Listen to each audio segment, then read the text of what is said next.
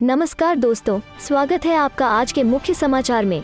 सबसे पहली बड़ी खबर में आपको बताएंगे ईवीएम सीलिंग के समय हुई धांधली, बेबी रानी मौर्य को जिताने की हो रही साजिश, आरोप लगा धरने पर बैठे कांग्रेसी। इसी के साथ दूसरी बड़ी खबर में जिक्र होगा कि यूपी चुनाव, मंत्री पर आदर्श आचार संहिता का उल्लंघन करने का मामला दर्ज। तीसरी बड़ी खबर में आपको बताएंगे कि कांग्रेस सांसद दीपेंद्र सिंह हुड्डा का भाजपा पर हमला, किसान आंदोलन में 700 से ज्यादा शहीद, वोटर तोड़ेंगे बीजेपी का घमंड। दोस्तों, हर एक खबर की गहराई में आपको ले जाएंगे, लेकिन उससे पहले अगर आपको भी ऐसा लगता है कि भाजपा की उल्टी गिनती शुरू हो चुकी है तो आप अभी इस वीडियो को लाइक कीजिए और इस लाल बटन को दबाकर चैनल को सब्सक्राइब करके घंटी बजाइए और कमेंट में लिखिए जय हिंद। ईवीएम सीलिंग के समय हुई धांधली, बेबी रानी मौर्य को जिताने की हो रही साजिश, आरोप लगा धरने पर बैठे कांग्रेसी। जी हाँ दोस्तों, उत्तर प्रदेश विधानसभा चुनाव के पहले चरण का मतदान खत्म हो चुका है, लेकिन आगरा की ग्रामीण विधानसभा से कांग्रेस के उम्मीदवार ने ईवीएम मशीन की सीलिंग पर सवाल उठाए हैं। उनका आरोप है कि सीलिंग के दौरान न प्रत्याशी और न ही उनके प्रतिनिधि के हस्ताक्षर लिए गए, जबकि रात 11:30 बजे तक प्रत्याशी का पोलिंग एजेंट स्ट्रांग रूम के बाहर खड़ा रहा। इस संबंध में कांग्रेस के प्रत्याशी ने चीफ सेक्रेटरी से लेकर चुनाव आयोग तक शिकायत की है। इसका विरोध प्रदर्शित करने के लिए शुक्रवार को कांग्रेस प्रत्याशी अपने समर्थकों के साथ स्ट्रांग रूम के बाहर धरने पर भी बैठ गए। गुरुवार को यूपी विधानसभा चुनाव के पहले चरण में 11 जिलों की 58 विधानसभाओं के लिए मतदान हुआ। आगरा की ग्रामीण विधानसभा से पूर्व राज्यपाल बेबी रानी मौर्य बीजेपी के टिकट पर चुनाव लड़ रही हैं। इसी सीट पर कांग्रेस के उपेंद्र सिंह भी मैदान में हैं। उपेंद्र सिंह का आरोप है कि चुनाव की प्रक्रिया में मौजूद रिटर्निंग ऑफिसर ने ईवीएम मशीन को सील करते वक्त न तो प्रत्याशी से हस्ताक्षर लिए और न ही उनके प्रतिनिधि अमित कुमार सिंह से। उनका कहना है कि उनके एजेंट ने ईवीएम सीलिंग करने के दौरान अपनी मौजूदगी दर्ज करने की बात कही थी, लेकिन रिटर्निंग ऑफिसर ने फोन करके बुलाने का आश्वासन दे दिया। चलते हैं अगली खबर की तरफ। यूपी चुनाव, मंत्री पर आदर्श आचार संहिता का उल्लंघन करने का मामला दर्ज। जी हां दोस्तों, मंत्री और भाजपा उम्मीदवार आनंद स्वरूप शुक्ला पर बैरिया विधानसभा सीट पर धारा 144 के तहत आदर्श आचार संहिता, कोविड-19 प्रोटोकॉल और निषेधाज्ञा का उल्लंघन करने का मामला दर्ज किया गया है। समाजवादी पार्टी के उम्मीदवार जयप्रकाश आंचल पर भी इसी तरह का मामला दर्ज किया गया है। मौजूदा विधायक सुरेंद्र सिंह के खिलाफ पहले ही एक प्राथमिकी दर्ज की जा चुकी है, जो भाजपा द्वारा टिकट से इनकार करने के बाद विकासशील इंसान पार्टी वीआईपी के उम्मीदवार के रूप में चुनाव लड़ने के लिए तैयार हैं। निरीक्षक बैरिया शिव शंकर सिंह ने कहा कि भाजपा और सपा दोनों उम्मीदवारों ने जुलूस निकालने के लिए सक्षम प्राधिकारी से अनुमति नहीं मांगी थी और इसलिए उन्हें एमसीसी, कोविड-19 प्रोटोकॉल और निषेधाज्ञा का उल्लंघन करने का दोषी पाया गया।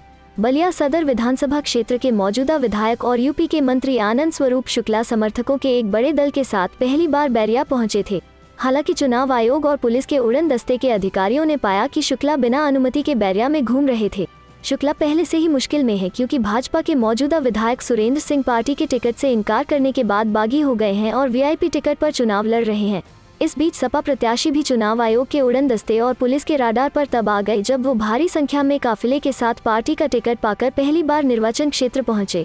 चलते हैं अगली खबर की तरफ। कांग्रेस सांसद दीपेंद्र सिंह हुड्डा का भाजपा पर हमला, किसान आंदोलन में 700 से ज्यादा शहीद, वोटर तोड़ेंगे बीजेपी का घमंड। जी हाँ दोस्तों, हरियाणा से कांग्रेस के सांसद दीपेंद्र सिंह हुड्डा ने कांग्रेस प्रत्याशी नरेंद्र चंद सिंह के समर्थन में जनसभा की। उन्होंने कहा कि प्रचंड बहुमत से सत्ता में आए भाजपा को अहंकार हो गया है। इसी अहंकार से भाजपा ने किसान आंदोलन की सुध नहीं ली। नतीजा, 700 से अधिक किसान शहीद हो गए। उन्होंने कहा कि इस विधानसभा चुनाव में जनता वोट की चोट से भाजपा के घमंड को तोड़ देगी। सांसद दीपेंद्र सिंह हुड्डा यहां दड़ियाल रोड स्थित एक जनसभा को संबोधित कर रहे थे। दीपेंद्र हुड्डा ने कहा कि बड़े वादों के साथ भाजपा सरकार सत्ता में आई थी। हर किसी के खाते में 15 लाख, 2 करोड़ युवाओं को रोजगार जैसे वादे किए थे, लेकिन सरकार ने कोई वादा पूरा नहीं किया। चलते हैं अगली खबर की तरफ। पहले चरण में बीजेपी का सफाया हुआ, दूसरे चरण में भी मिलेगी हार, एनडीटीवी से बातचीत में अखिलेश यादव का दावा। जी हाँ दोस्तों, उत्तर प्रदेश विधानसभा चुनाव के माहौल को लेकर समाजवादी के अध्यक्ष अखिलेश यादव और पूर्व कैबिनेट मंत्री आजम खान के बेटे अब्दुल्ला आजम ने एनडीटीवी से खास बातचीत की। पूर्व मुख्यमंत्री अखिलेश यादव ने कहा कि ये अपार जनसमर्थन दिखा रहा है कि ये बदलाव का चुनाव है। पहले चरण के चुनाव में ही बीजेपी का सफाया हो गया है, दूसरे चरण में भी बीजेपी को हार ही हार देखने को मिलेगी। अखिलेश ने आजम खान के मुद्दे पर कहा कि रामपुर की सारी सीटें सपा जीतेगी। पूर्व सीएम ने कहा कि डबल इंजन की सरकार में डबल भ्रष्टाचार हो रहा है। आजम खान पर मुकदमों को लेकर अखिलेश ने कहा कि हमें न्यायपालिका पर भरोसा है। सीएम योगी आदित्यनाथ तो यूपी के केरल बनने देर नहीं लगेगी। संबंधी बयान पर अखिलेश ने कहा, बाबा को केरल के बारे में कुछ पता ही नहीं है। केरल तो शिक्षा, स्वास्थ्य समेत कई मानकों पर बहुत बेहतर स्थिति में है। बीजेपी ध्रुवीकरण की, ध्यान भटकाने की जितनी भी कोशिश कर ले वो कामयाब नहीं होगी। इस सवाल पर कि कौन सुझाव दे रहा है कि किन मुद्दों पर बोलना है, किन पर नहीं, अखिलेश ने कहा कि हमने कोई टीम हायर नहीं की है। हम समाजवादी पार्टी के किए गए कामों को लेकर जनता के बीच गए हैं। मुजफ्फरनगर समेत कई इलाकों में मुस्लिम उम्मीदवारों को न लड़ाने के सवाल पर अखिलेश ने कहा कि हमने सुझावों के आधार पर ऐसे लोगों को टिकट दिया है जो बीजेपी को हरा सके। वहीं अब्दुल्ला आजम ने कहा, हमारे पिता पर मुर्गी चोरी, भैंस चोरी, किताब चोरी जैसे तमाम मुकदमे लाद दिए गए। हमारे परिवार के तमाम लोगों पर एफआईआर कर दी गई। आजम ने इलाके में आतंक फैलाने के सवाल पर कहा कि यदि अगर ऐसा होता तो क्या इतना प्यार जनता से हमें मिलता, क्या हमें इतना जनसमर्थन मिलता। आताइयों की सरकार बन जाने के सवाल पर अखिलेश ने कहा कि बीजेपी के शीर्ष नेता रोज आईना देखते हैं और उन्हें आताई याद जाते हैं। चलते हैं अगली खबर की तरफ। मंशा में खोट, राकेश टिकैत बोले, चुनाव के बाद आंदोलन के लिए तैयार रहे किसान, सरकार की नीयत ठीक नहीं लग रही।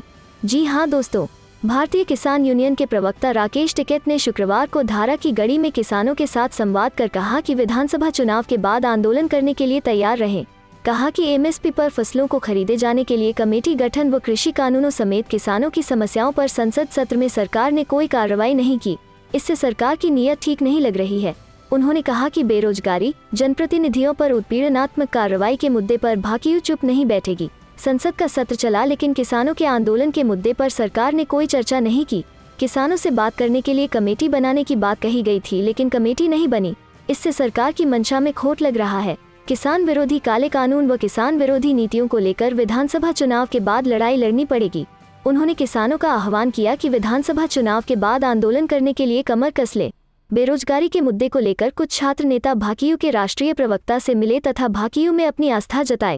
इस मौके पर टीकम सिंह सूर्यवंशी को भाकियू का जिला प्रवक्ता बनाया गया।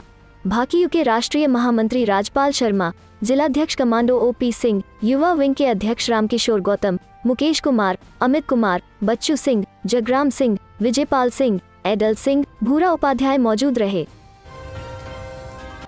चलते हैं पहले खबर की तरफ। लखीमपुर खीरी हत्याकांड के मुख्य आरोपी की जमानत के खिलाफ अपील दायर करेगा संयुक्त किसान मोर्चा।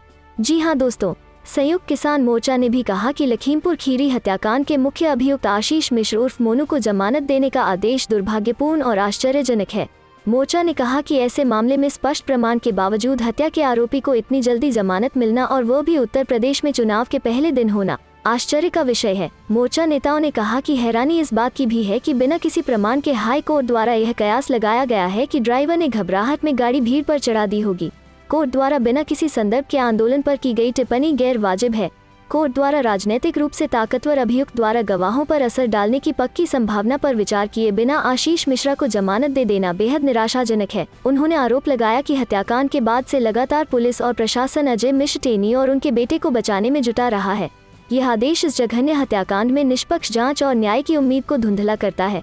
संयुक्त किसान मोर्चा इस मामले को देशभर के किसानों की इज्जत का सवाल मानते हुए इसमें इंसाफ दिलाने के लिए प्रतिबद्ध है। मोर्चा नेता डॉक्टर दर्शन पाल, हन्नान मोल्ला, जगजीत सिंह डल्लेवाल, जोगिंदर सिंह उग्राहा, शिव कुमार शर्मा कक्काजी, युद्धवीर सिंह और योगेंद्र यादव ने जारी बयान में कहा कि मोर्चा यह मांग करता है कि सरकार द्वारा हाई कोर्ट के इस निर्णय के विरुद्ध तत्काल अपील दायर की जाए।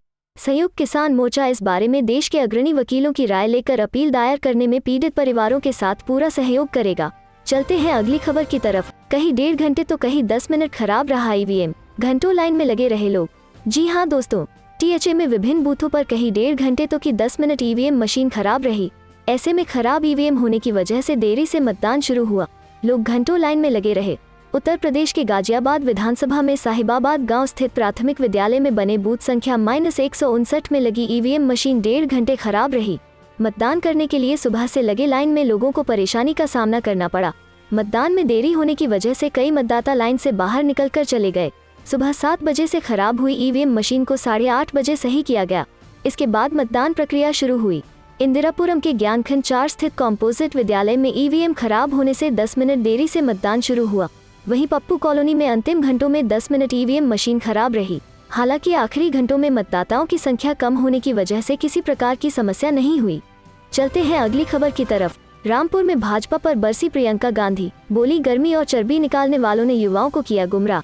जी हां दोस्तों, कांग्रेस की राष्ट्रीय महासचिव प्रियंका गांधी ने बृहस्पतिवार को रामपुर शहर विधानसभा क्षेत्र में रोड शो किया तो बिलासपुर और चमरौड़ा विधानसभा सीट से पार्टी प्रत्याशियों के समर्थन में जनसभा को संबोधित किया। इस दौरान उन्होंने जहां एक और किसान आंदोलन, नोटबंदी, जीएसटी, रोजगार और भ्रष्टाचार के मुद्दे पर केंद्र सरकार को घेरा तो वहीं बिलासपुर क्षेत्र के किसान नवरीत सिंह की किसान आंदोलन के दौरान हुई मौत का मुद्दा भी उठाया। प्रियंका गांधी ने बिलासपुर में मोहल्ला सोमवार की बाजार में पार्टी के प्रत्याशी संजय कपूर के समर्थन में एक जनसभा को संबोधित किया। उन्होंने कहा कि इस सभा में कितने युवा बेरोजगार हैं। गर्मी और चर्बी निकालने वालों ने युवाओं को गुमराह किया है और रोजगार नहीं दिया। उन्होंने नोटबंदी, जीएसटी, कृषि कानून, गन्ने बकाया भुगतान, लखीमपुर खीरी प्रकरण, कोरोना काल की दुश्वारियों को भी मुद्दा बनाया।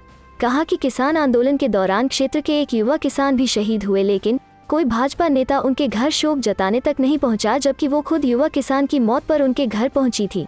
कहा कि अब चुनाव है तो कृषि कानून वापस लिए गए, लेकिन पहले कई माह तक चले किसान आंदोलन के दौरान प्रधानमंत्री कुछ किलोमीटर की दूरी तय कर किसानों के बीच नहीं पहुंचे।